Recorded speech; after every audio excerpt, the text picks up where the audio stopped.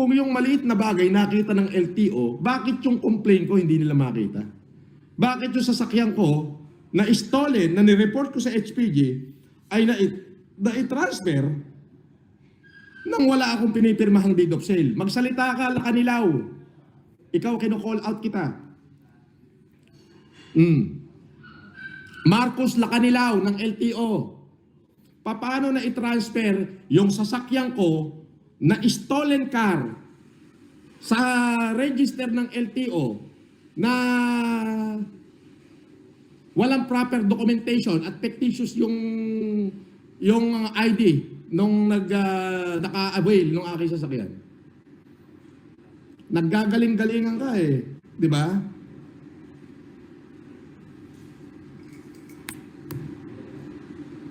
So kino-call out ko lang si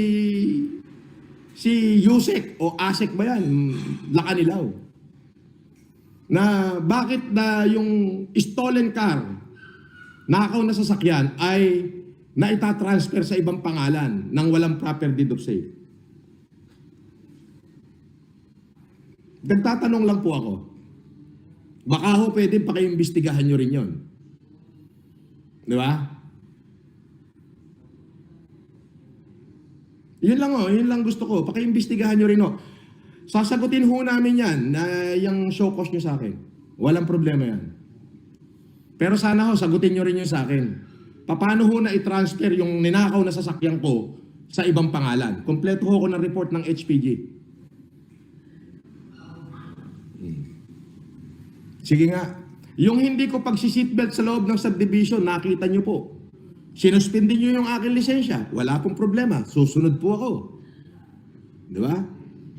Magpapail po kami ng sasagot po kami ng proper. Ako naman ho ay magtatanong sa inyo, lalo na sa iyo, Asek ba o Yusek Lakanilaw? Marcos Lakanilaw? Bakit yung mga nakaw na sasakyan, napapayagan yung naitatransfer ang pangalan kung kani-kanino? Eh alam nyo namang nakaw. Ibig sabihin, hindi nyo bine-verify ng maayos yung mga dokumento. Ganun po ba? Ganun po ba? Meron ho ako, kompleto po ako ng HPG report. Ninakaw ho yung sasakyan ko. Abay, nagulat ho ako, nakatransfer na sa ibang tao. Diba?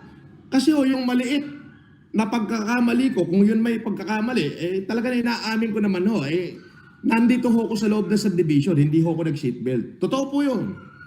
Pero pag lumabas na ho ako sa gate ng subdivision, nagsi-seatbelt na ho ako. Totoo rin po yun. Eh hindi ko naman ho alam na bawal pala ho na huwag mag-seatbelt sa loob ng subdivision. Kinall out lang ho kayo ng mga basher ko, sinokos order nyo ako. Maraming salamat po. Sasagutin po namin yan. Sinuspindi nyo lisensya ko, okay po. Maghahanap pa ho ako ng driver. Pero baka naman pwede ko rin kayo i-call out dahil ang galing-galing nyo po. Yung maliit na bagay, nakita nyo, Yusek Lakanilaw, Marcos Lakanilaw. Baka pwede ko rin ho kayo i-call out. Bakit ho yung sasakyan ko na ninakaw na i-transfer sa ibang pangalan? At hanggang ngayon, hindi nyo pa ho nare-resolve.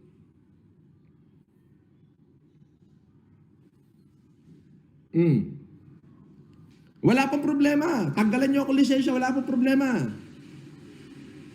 Ang tinatanong ko, yung maliit na pagkakamali na ginawa ko, kung yun ay pagkakamali.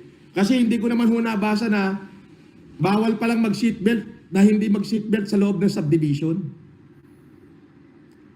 Magmula ho nung nagmaneho ko, wala pa ho akong vehicular accident. Magmula ho na nagmaneho ko, 20 taon na. Ni minsan hindi pa ako nasangkot sa kahit anong aksidente.